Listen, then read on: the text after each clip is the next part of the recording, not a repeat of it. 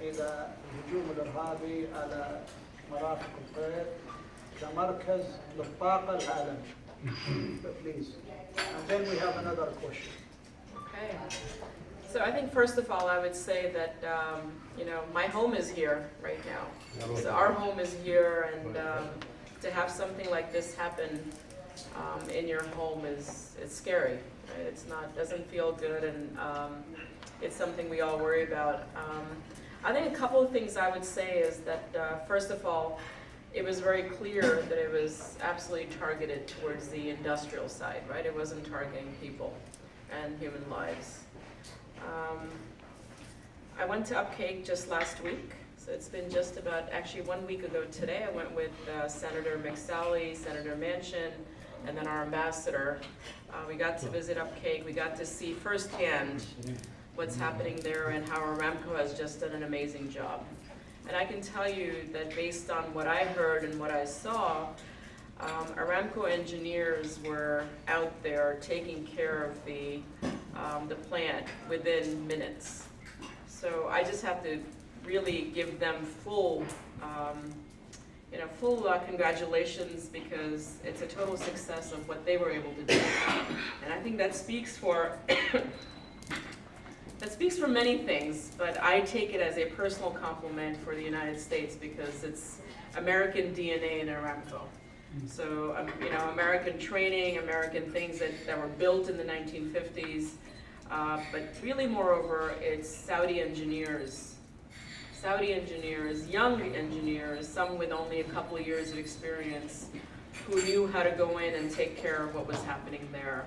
So I think huge congratulations from that perspective, that Aramco engineers, and people sitting in this room, many of whom I'm sure many of you who have worked for Aramco before, or at least know somebody who works for Aramco, maybe have contracts working for Aramco, that it was just, from my perspective, huge success.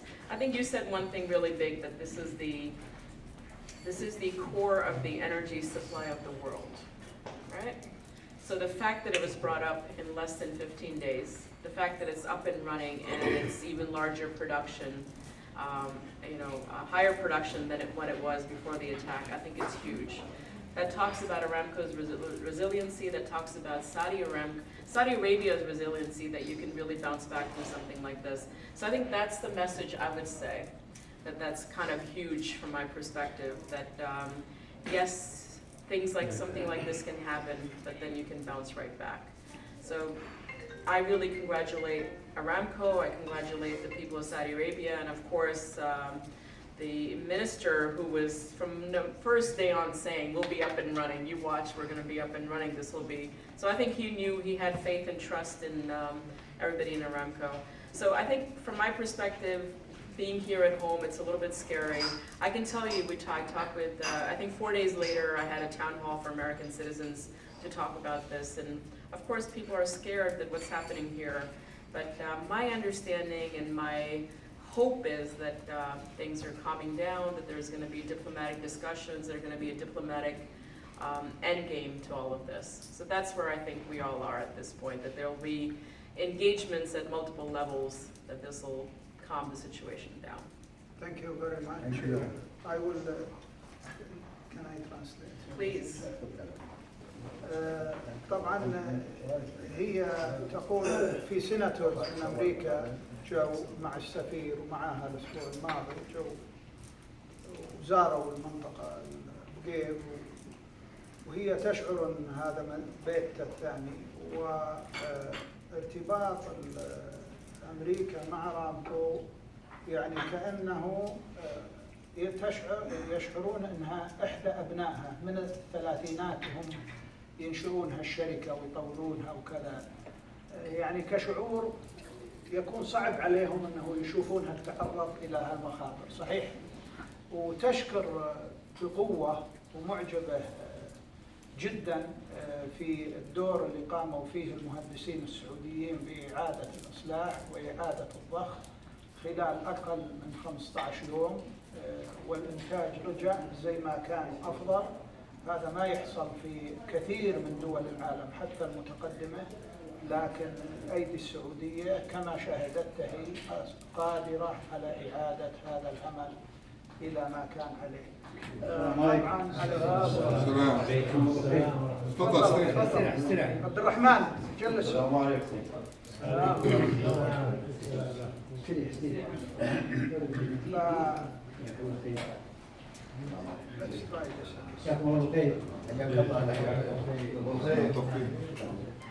think it's turned off from there. عادل، فهذا يعني تعتبره فخر للشباب السعودي. عادل افتح لنا هذا خلينا نشوف اشتغل هداه الله. لا خلاص فيلم في جوالي. اكيد في جوال. الشيء لانه اعتقد اللي بالاخير ما قاعد يسمعون لا صوتي ولا صوتي. السؤال الثاني اللي نطرحه how do you see the now Saudi Arabia has opened the tourism visa and it has been utilized.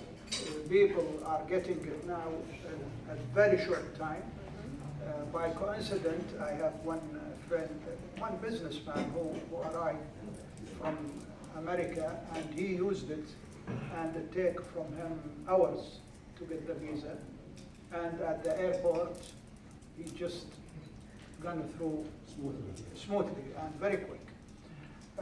With these changes, with the social life changes, and as a diplomat, as an American, how do you look at it, please? سؤالي شرحته بالعربي. الآن طبقوا التأشيرة الإلكترونية للسياحة وبدأوا بعض الأشخاص يستخدمونها. وصادفت اليوم إحدى رجال الأعمال الأمريكيين كان جاي وقلت له ايش تستخدم؟ كان تأشيرة سياحية سهلة ساعات وبالمطار ما أخذت حتى دقائق. كيف انطباعها عن هذا التغيير اللي حاصل في المملكة العربية السعودية؟ Please. So, a couple of things for background. I lived in Riyadh from 2010 to 13, and I had many people visit me. So I'm very much a people person. So wherever I go in the world, I have friends come and visit me. So when I came to Saudi Arabia, I wanted to invite my friends. I wanted to invite my family. It was really, really tough. You know, Saudis are always asking me about visas, and I always say back to them, yeah, we give you a 5-year multiple entry, but we can barely get a visa for one visit. So this made me so happy. My parents are coming next week. I applied for them last week. I think it was I was online on Friday, and for both of them, within 5 minutes, done. So 1 year multiple entry, 408 riyals. I was really happy.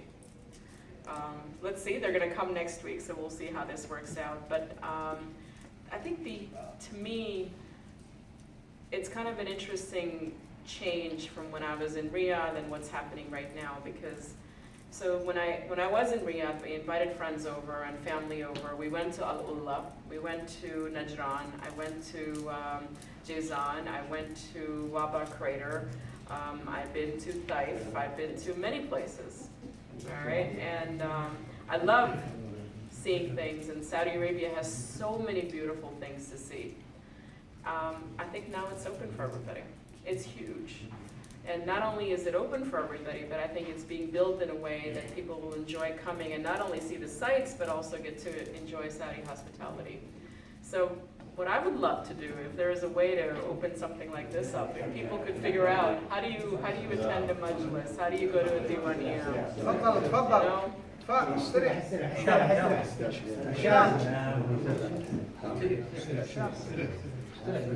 وسعوا له وسعوا. I think true Saudi hospitality is a place like this. You really, truly see, and I know it looks kind of interesting and different that there's one woman sitting here and all these men, you're probably wondering what's going on here. But to me, it's really comfortable because that's how you and I are together, we're friends. This is beyond the diplomatic stage, this is beyond the working together stage. And I think Americans will feel comfortable. I think most of the world will feel comfortable when they come and they see that, you know, it's really normal.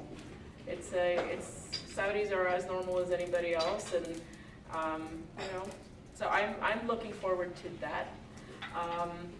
I'm hoping that as time goes by, that not only are tourists going to go to the touristy places, but they'll start to see this as a destination to come to for other reasons.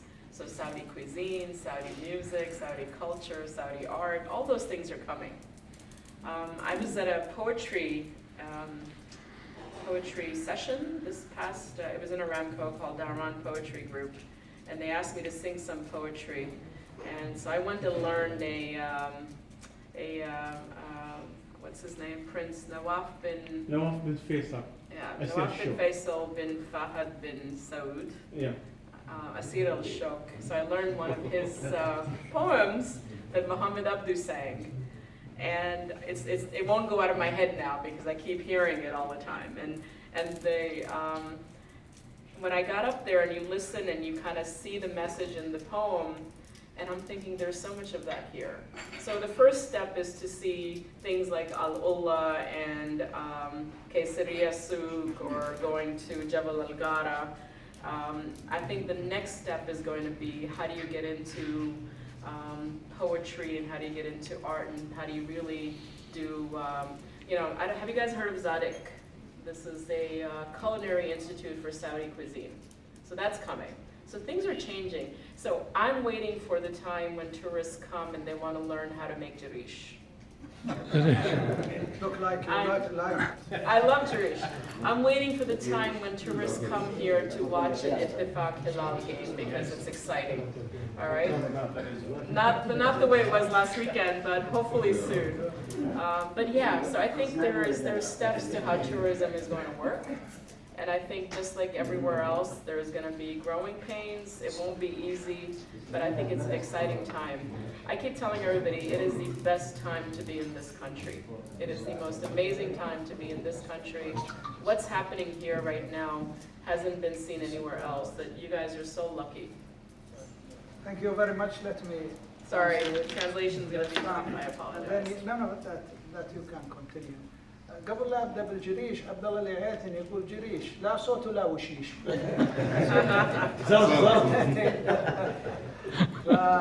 فهي طبعا ترجم لها. Now you need to translate the jarish for me. تقول استريح يا عم. طبعا هي تقول ان هذا التغيير سعيد لها، وقدمت التأشيرة لأمها وأبوها وأخذت 5 دقائق. 5 دقائق يوم الخميس قدمتها، خلال 5 دقائق أخذت التأشيرة لأمها وأبوها يبيجون. هي عاشت في السفارة في الرياض في بداية 2000 وحست الفرق الكبير بالإجراءات. كانت يعني تقول كلمة اجتماع السعوديين يتكلمون ليش التأشيرة والتأشيرة طبعا الامريكي. فتقول يعني كنت اقول لهم طيب احنا نعطيكم 5 سنين متكررة، انتم مرة واحدة وتطول.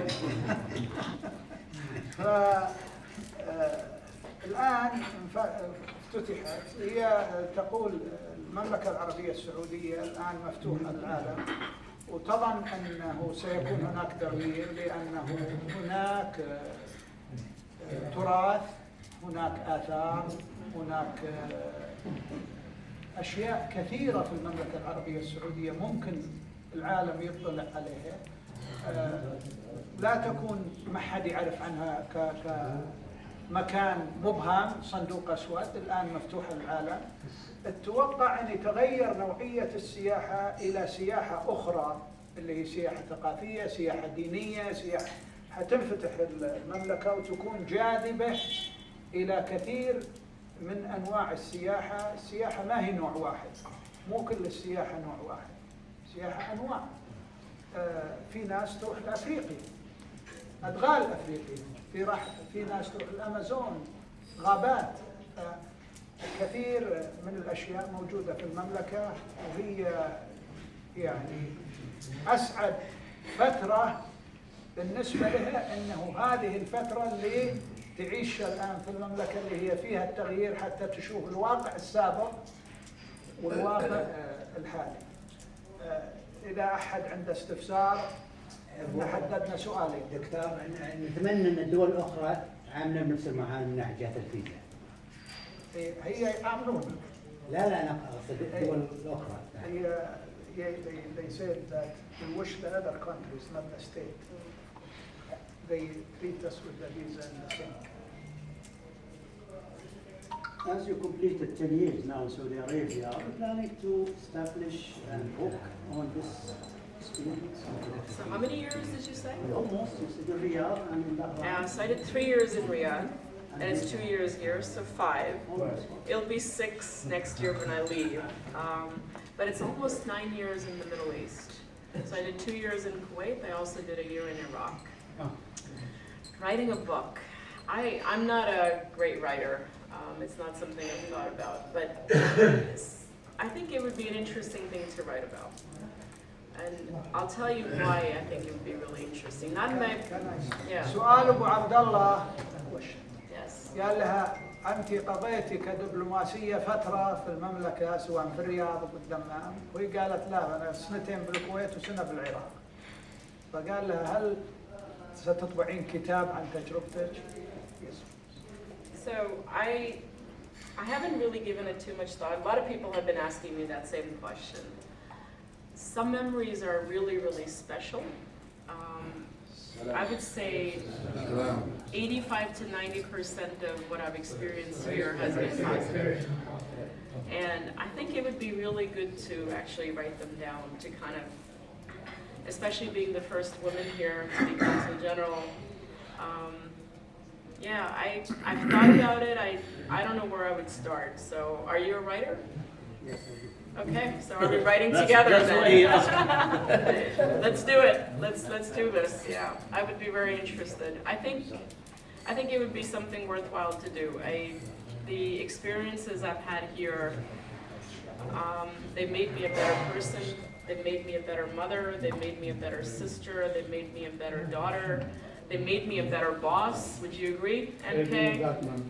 So, but I learned a lot from this society. I learned a lot on how to be a better person. Because we come inside the society. This is different.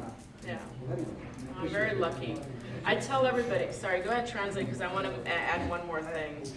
الجواب تقول الحقيقة أنا كسبت خبرة جيدة، وتجربتي هنا واحتكاكي بالناس خلتني أفضل، ربة بيت أفضل،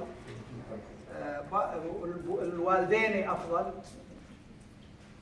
تجربتي هنا تجربة ثرية، واستفدت الحقيقة من احتكاكي فيكم، زيارتي لكم، معرفة الناس بعمق أكثر. أنا أول دبلوماسية ترأس سلك دبلوماسي كمرأة في هذا المنطقة، فتجربتي ثرية جدا وقد أكتب عنها. Please continue. So, and I don't know why it is so. I think you're like this with all the consuls, right? This is how you treat everybody. But for me, it's been a little bit more special because I get to see the family. I get to see things that probably the men do not get to see. So that experience. So I can go to a men-only wedding. I can go to a women-only wedding. I can also go to something combined. I can go to somebody's home and have dinner with him and his daughter and his wife, and so that's been probably the biggest difference from my perspective. But probably the biggest thing that I've watched in Saudi families and Saudi culture that I really admire is the respect for your elders.